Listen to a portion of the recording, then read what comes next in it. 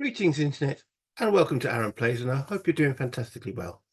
This will be episode 31 of my Into the Woods by GMT Games of the Great Battles in the American Civil War series. Whew, that is a mouthful.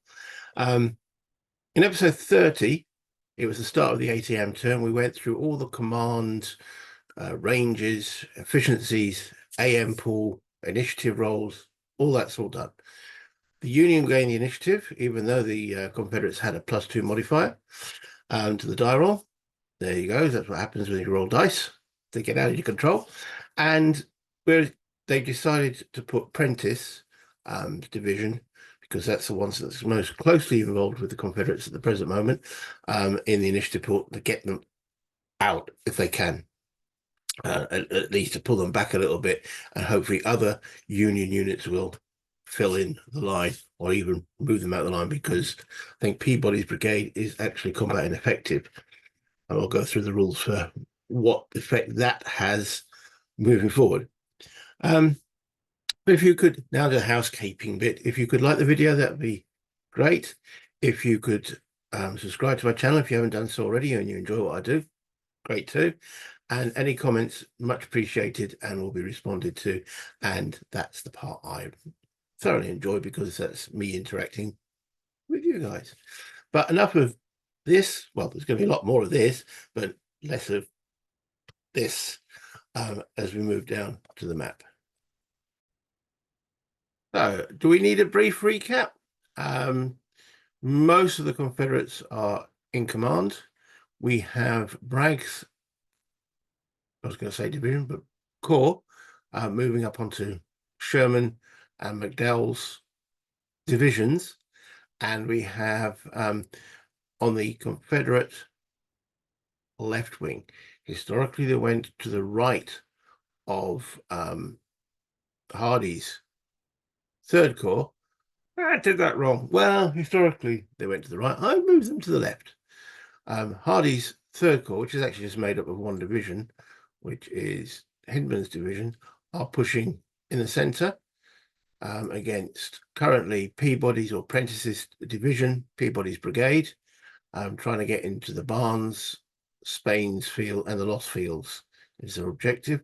And moving up onto the flank, we have Polk's First Corps to move into Spain's field and start moving on the Confederate right flank, where historically they're on the left flank. So I've got my two corps swapped up. C'est la vie. The actual Confederate Reserve Corps hasn't entered the map as yet. As you can see with the camera over here, I'm using the real dice. I don't like using vassal dice, never have. I was rolling them blind, and then I worked out a way to use a camera, a second camera. Yay, there we go. So we can see the real things. And there's my fingers. So you're still seeing part of me. As you can see, I can just drop them in, and one doesn't go down.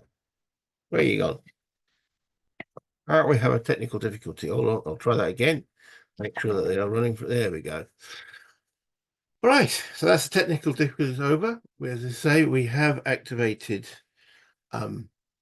Prentice's division. That's shown on, let me get the draw pools up. There we go. I'm ready to go. Okay, so when we drew in episode 30, the efficiencies of, let's have a look at the Union OB. So Prentice has got an efficiency of 1. That meant that there's only, so if you look down here, there are 3 AMs not in the pool. That means there's only 1 in the pool, which is that one there. So they're only going to get 1 activation this turn. So they've got to make it useful. Now, as I say, Peabody's brigade is combat ineffective. What does that actually mean? The effect of combat ineffectiveness for a brigade is means you can only have a maximum of 2 activations. Well, they're only getting 1 anyway. The other thing we're going to consider is this. This sad little devil The 15th, I think MI is Missouri. Starts the game with no ammo. Why would it have no ammo? But there we go. Yeah, MI.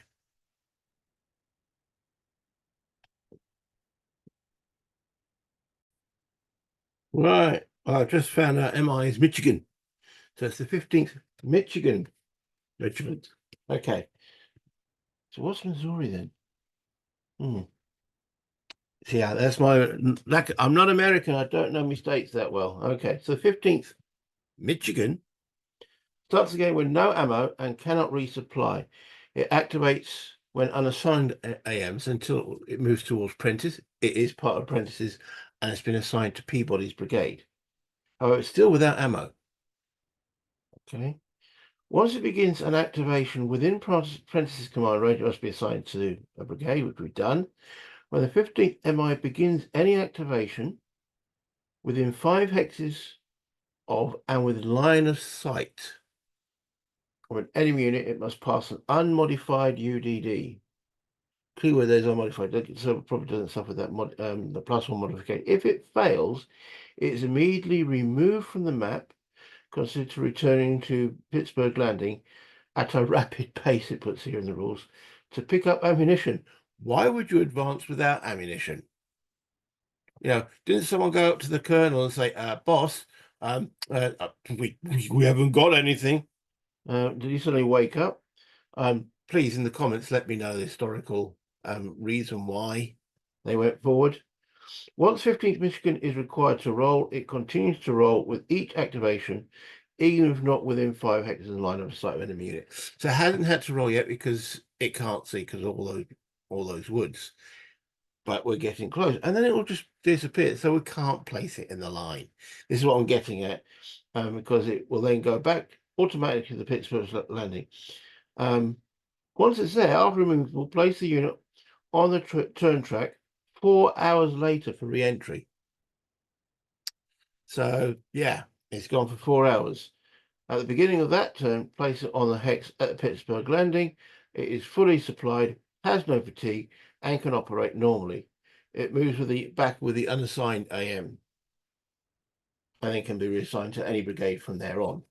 So yeah, it's not basically no point putting it in the line, is there? Because I mean, it's got a morale of not very much. Is it 6? Actually, it's not too bad, I suppose. But yeah, the likelihood of it standing is not good. So that was just basically just to say what I'm going to do with this brigade, because we're going to go activate Peabody's brigade first. Now, when we activate a brigade, just as a reminder, there's a certain things we've got to go through, which is we've got to change orders phase, brigade coordination phase, action phase. So we've got to choose, do we want to change any of Prentice's orders? Well, we've just done the order phase, didn't we? So no need to do any of that. Then we choose do we want to coordinate these brigades? No, we're not doing really. That's only going to sort of apply when you want to attack. The next thing is the action phase, and we're choosing Peabody's first because he wants to get out of Dodge. So let's have a close look at Peabody. So these were the little yellow one. Remember, he's got a yellow, so this means that they've been assigned to him. He actually doesn't have a solid infantry unit. And these detachments will be removed at, I think it's end of the 8 AM turn. Detachments, because they need to go back. Well, I say they're going to go and join their routing buddies. Detachments.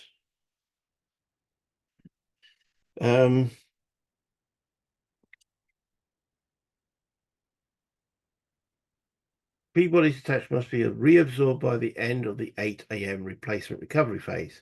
If detachments are not within range or there's no eligible unit, the SPs are lost. They just filter away. But they're there for the time being, i.e. the 8 AM turn. Notice they're also short of ammo. A pair of them. They're not in a very happy place. basically. However, they're not green. Now we need to pull them back. And we're going to form a line up on, because we're going to pull back Miller's brigade as well. Maybe do Miller's first, actually. See how far they can pull back. Yeah, he's disordered. Okay, actually, we'll start with Miller. We're going to do a withdrawal movement with them, and then we can form up, hopefully, with the rest. Now, there's a particular kind of movement called withdrawal movement. Okay, finding out the rules, which is a core withdrawal movement. Rule 9.54, if any of you got the rules.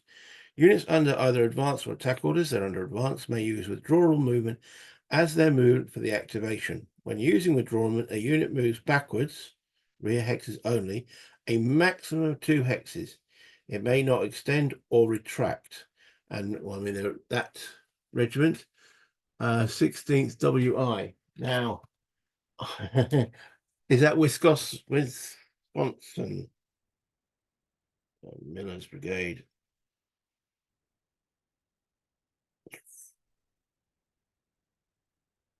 WI.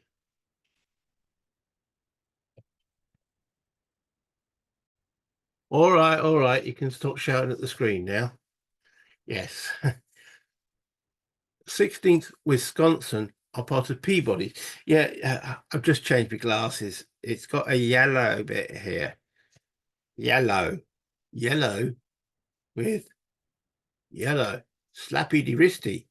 So Miller's brigade hasn't actually been engaged yet. So as I want to move this unit back, we're back to Peabody.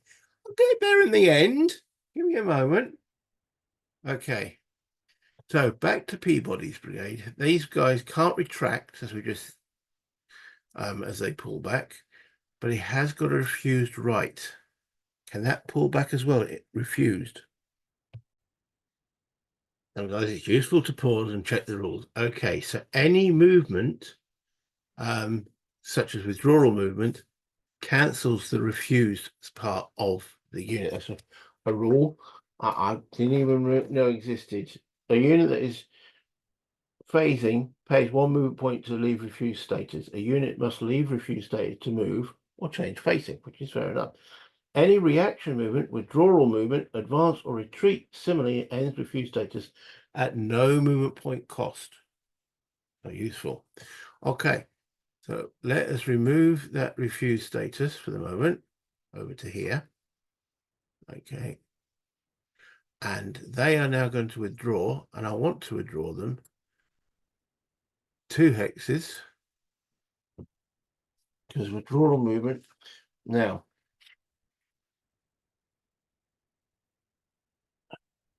if any hex that enters costs more than 1 movement point, they do. They cost 1.5. The unit undergoes a UDD as it enters each hex, earning a +1 DRM for each movement point in excess of 1 per hex required to enter.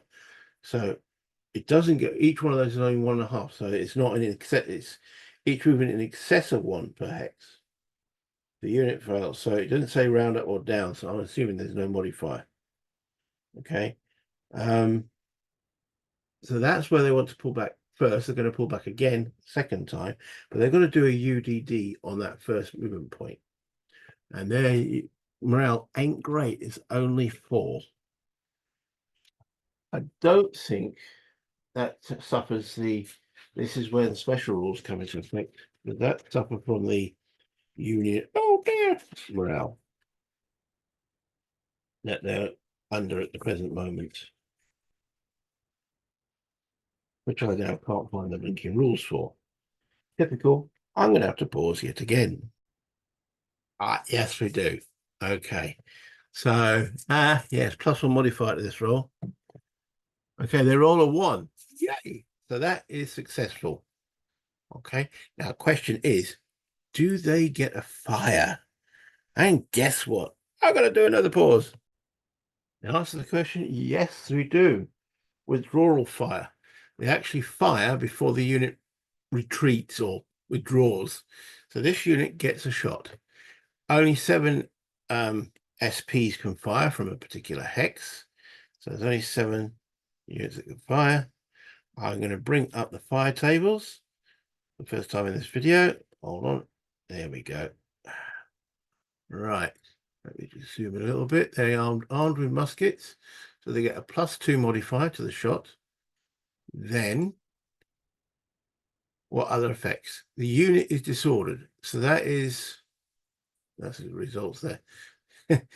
Disordered unit firing, -1. And they're firing into the woods, which is another -1. Are they low ammo or anything? No.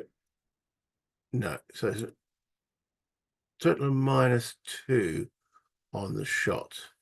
Okay, so it's 7 increments firing with a -2.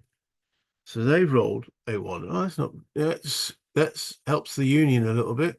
So there's 7 of them. They've rolled a 1, -2, no effect. Do they get the effect of prepared fire? 10.5. Each smaller weapon unit has a reduced range within. Hold on, I'm diddling myself here. Right, okay, it's +2 because of the fire.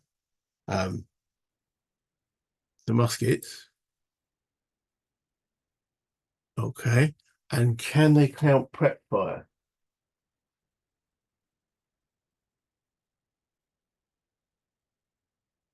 None for infantry in good order. It's got to be in good order. They're not in good order. So they can't use prep fire because they're not in good order. They are disordered. Then, so we're at +2. Then you've got disordered unit firing. And you've got the woods themselves. There's another -1. It's a straight shot then, not -2. Okay, straight shot. So it's a D-2 on the enemy unit. So their morale is 4. And it's a D-2, but there's a +1. So it's a D-1. Okay, they're all 7. Take away 1 is 6. So that is higher than their 4. So they failed and they're already disordered. So they pulled back, or they're starting to pull back successfully.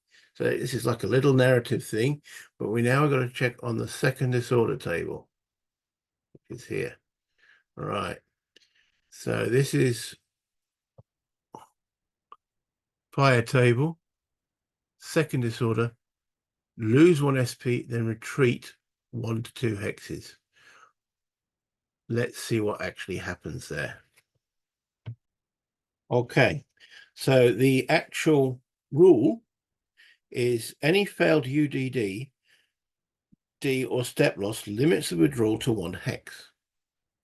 For second disorder, which we are here, the unit applies the result listed in the second disorder table and does not use withdrawal movement. So it says on the second withdrawal table there that they retreat 1 to 2 hexes. So that's okay, isn't it? So they retreat 1 or 2 hexes, or if we now got, so they're going to take the 2 hexes because that's even better for them. And we've got to apply a step loss. Where are my step loss counters? Yes, they're here somewhere. So yeah, that actually sort of did them a favor. So they are going to, they've taken a step loss. Yeah, you mark in this game the current strength. In some games you put how many losses they've taken, but that means that you show the current strength there. So they're retreating 2 from that fire. That's it then for that particular unit. So they tried to withdraw, they just fell back even faster than anticipated. All right, what we do in the rest of them. Now this artillery,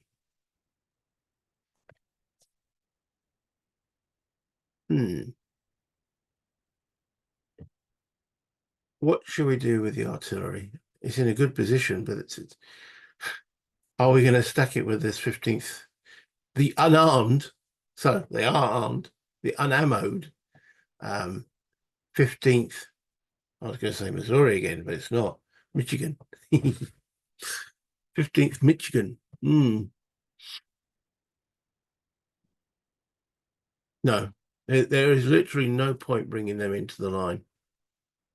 In fact, it might, well, or there is actually. Get them out of the way quicker. Once they have a line of sight, then they're going to be, then they're not going to stand. Well, who knows? They might. They might. Okay. Just moving these counters out of the way for the moment. All right. Yeah. Peabody. So I'm going to have this unit fall back on the artillery.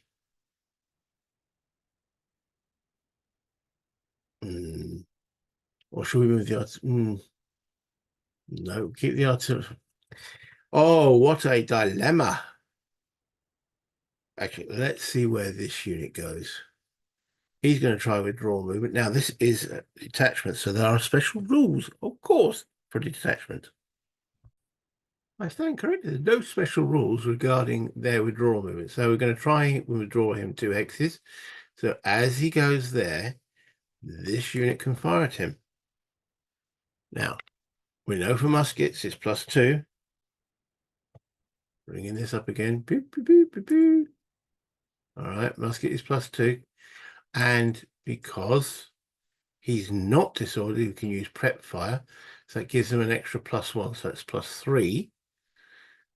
And then looking on here, targets in the woods, takes 1 off.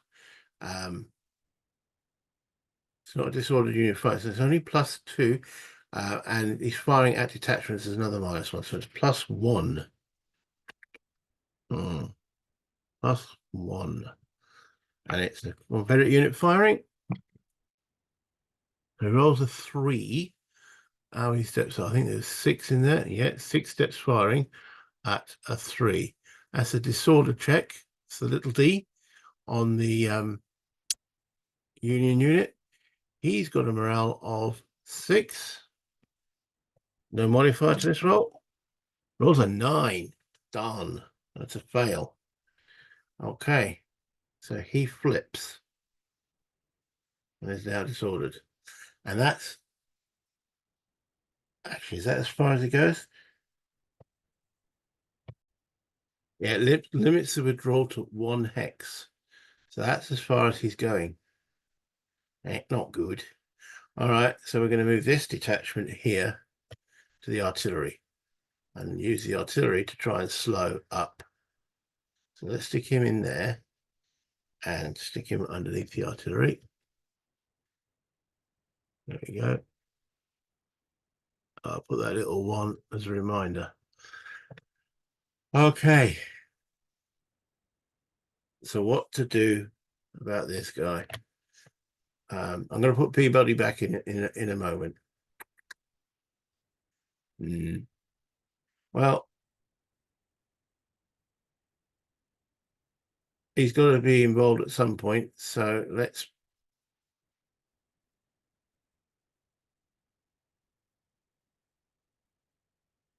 see if we can get in the way a little bit. Okay, so I'm going to move the little 1 off him for a moment. There it is. Okay. Alt. And I'm going to remember facing changes. There we go. So he's got 6 movement. That's 3. Then that's 1.5. 3. They're under advance orders. And boom, boom, boom, boom, boom. Right, wrong way. And then do we extend them? Well, I can't fire. They're just getting in the way. So yeah, they haven't got line of sight at the present moment, but they will. Right, so we're going to put B-body here. I'm going to put his advanced marker behind him. And a reminder that, well, can we put that on top? We can. That little 1 sits with that. Yeah. I don't like to have piles of counters. I like to see what's going on. So that's Peabody's brigade completed. That is basically a chocolate fire guard, isn't it? It's not going to stop anyone doing anything, but hopefully got Prentice's cavalry to come as a brigade. Actually, we'll do the cavalry now. And they can't dismount in this, I believe. I think there's no dismounted cavalry in this game. Interesting. So these Roman stacked. But I think they might be useful to be here once this lot is going to go. So, yeah. Boom, boom, boom, boom, boom, boom. Now they're moving. They're overstacked for using the roads. So there is, and it's 2 for cavalry, I believe, in the woods. Too many sheets of paper. Woods. The amount of cavalry is 2. So that's 2, 4, 6, 8, and 2, 4, 6, 8 there. And I think we're going to have Prentice fall back onto his cavalry. Okay, and that then leaves Miller, who definitely has to fall back as well. Now, he could actually, so let's see if we can move a little bit further with him. Let's just move that out of the way for the moment. We want him to be sort of here-ish. Now, that infantry could fall back 2 hexes as a withdrawal movement. Do we want to do that? Can we, if we turn him round, so I know he's got an extended left, we can absorb that. That costs a movement point. And then we can 1, 2, 3. No, it's probably better to do withdrawal movement. As each of these hexes only costs 1 movement point. No, that doesn't. That will.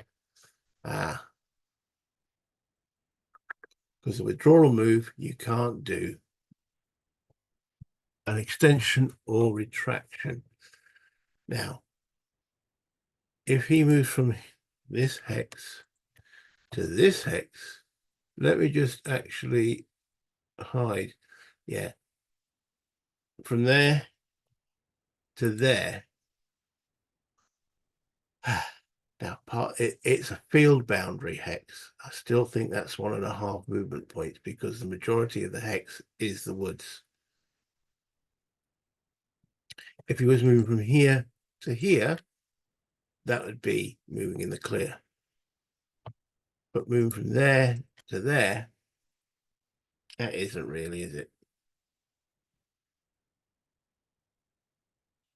And especially from here to here, that's definitely a field boundary. That's 1.5. Field boundary.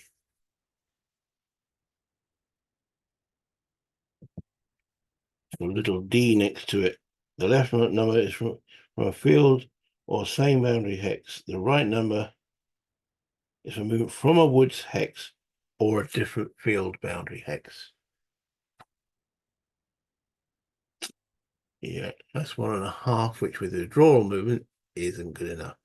Okay, so he's going to reabsorb that. He's not going to do withdrawal movement. So let's delete that for the moment. So that's cost a movement point. Okay. Then he's going to do a facing change. That costs nothing, the first one. But then he's going to do following. So that's 2 movement points. 3.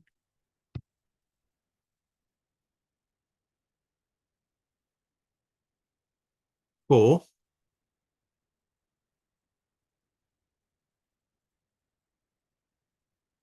Then, actually, let's put that back. He's still at 4. Then moves into there for 5 and gets his, and then his last change, 6. Okay. The guns, well, we've got Miller. Let's move him out there at the moment. So, yeah. Okay. So this unit is sort of protecting him, isn't it? If he falls back 1 hex, he can do a draw movement to there, which doesn't cost anything. Well, that he doesn't have to do a morale check. This unit, free facing change. Oh, wrong way though. 1. Ooh, let's have a look at that terrain in a bit detail.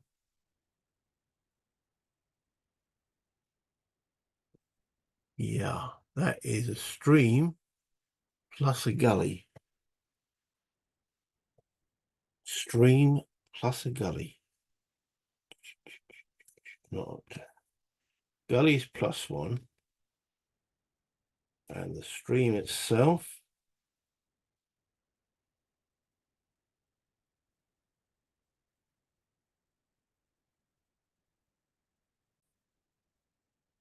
Okay, so the gully and the stream combined is +2. So he's done 1 so far. So that'll be 2, 3, 4 to there.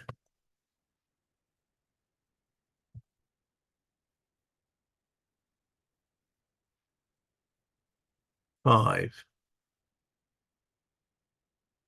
See how difficult it is to move in this terrain?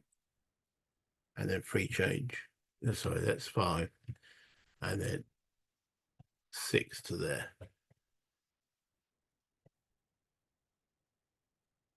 It's not easy terrain to negotiate. Okay. The artillery is going to fall back as well. That leaves the guns. Okay, so let's move this little one out the way. They're going to fall back, obviously. So, wrong way though. Free change, 1. Then following that, just going to cross that boundary there. So that's 3, I think, for artillery, isn't it? Field boundary. Going from woods hex to, yes, that's 3. So that's a total of 4. That's more than I actually anticipated. 5, 6. Now, if they'd gone by the trail, let's do that differently. So that's still 1. To go via that wood trail, what they call farm lane, half of the terrain, minimum 1 per hex. Okay. So that's 1. They're facing this way, weren't they?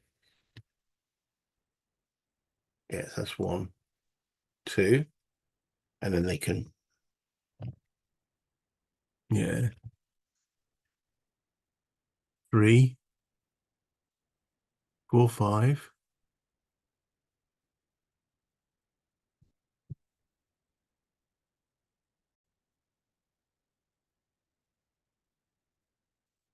6, 7, free facing change. And then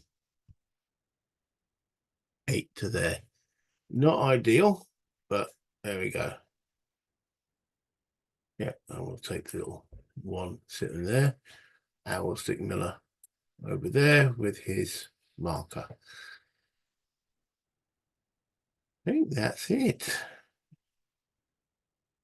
Yeah, I know Prentice only gets 1 activation, and that's it. It's not great, but we at least have a little bit of defense for Spain's field. Depends how much comes hurtling down towards it, doesn't it? Let's remove all the move markers and let's bring this back up. So union, there we go. They've got the full union sheet. I'll move that out of the way because I'm going to take the Prentice marker and stick that in AM's used. That's that. And then we draw a chit. Who's it going to be? And it is, and flip it. It's a battle event. We have our first battle event. What do we do there? Okay, so I have to roll a percentage dice. So we have a result of 88. Was that 98? Yes, 98. Okay, so on my little chart here, 98.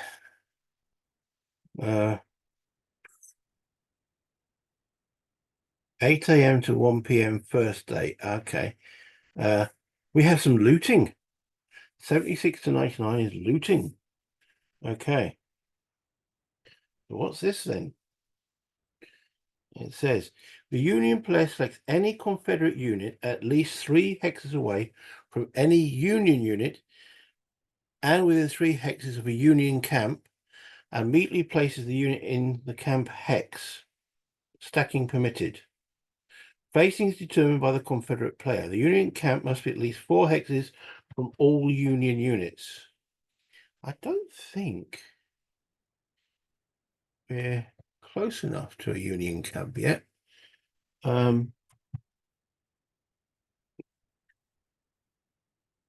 These being camp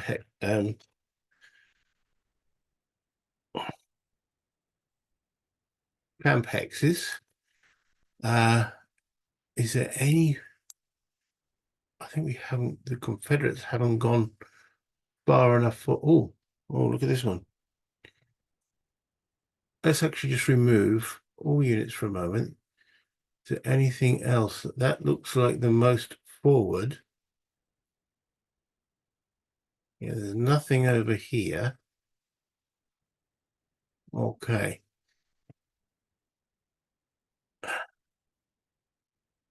Now, must be at least 4 hexes from all Union units. At least 4 hexes. 1, 2, 3, 4. 1, 2, 3. No, that battery there stops that one being. All right. So where is it? If an already disordered unit is chosen, yeah, okay. If there are no eligible units for mistaken fire or looting, the battle event chit roll is considered no effect. Looting and mistaken fire are not considered activations, nor do they count towards fatigue. Okay, well, effectively, it was meant to be looting, and if this gun here was 1 hex further back, that would have been the field that had been looted. But it hasn't occurred. So, right, I'll put those to the side and bring up the chit. And I'm going to put that down here out of the way. And the next chit drawn is Cheatham. Cheatham. So look, where's he? He's down here, isn't he? There he is. I was hoping to get Clark to go before Cheatham, and then Cheatham could then fall back on the road. But looks like he's going to be continuing his journey into the woods. I know. Sorry. Anyway, that's enough for this turn. Let's bring it back up to me. Difficult maneuver is one of the most difficult military maneuvers is withdrawing from the enemy, and you can see using the system it works. Rules intensive, yes. Rules that I'm not particularly familiar with, yes. But again, that's the whole point, isn't it? Learning it, doing it, practice, and hopefully by 6 p.m. I'll be an expert. You know, the amount of hours I put into it. They say if you do 1,000 hours at something, you become an expert at it. I hope you enjoyed that. Again, the housekeeping side. If you could like the video, thank you. It costs you nothing. Subscribe if you haven't done so already and you enjoy what I do, and of course, comments. So I could just go like, subscribe, comment. Please, it just helps the channel. But until next time, play games, have fun, buy internet,